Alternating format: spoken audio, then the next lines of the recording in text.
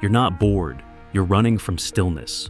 You reach for your phone in every pause, bathroom, elevator, bus stop, even while brushing your teeth.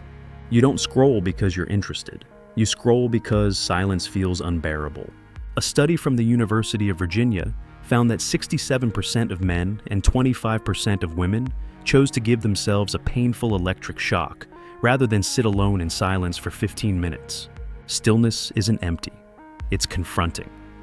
Scrolling is a coping mechanism, but it's working against you.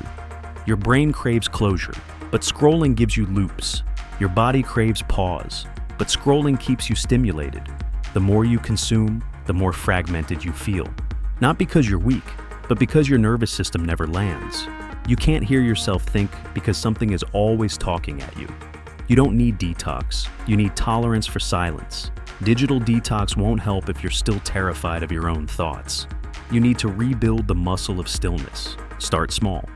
3 minutes a day with no input, a walk with no music, a meal without screens. Let one urge to grab your phone pass. Data point. Neuroscientist Dr. Ethan Kross found that those who practice short intervals of input fasting reported significantly less rumination and higher emotional regulation within 2 weeks. The answer you need won't be on a screen. Your clarity isn't missing. It's just buried under noise.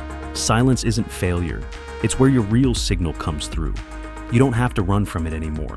You can build the capacity to stay. Start with one quiet moment today.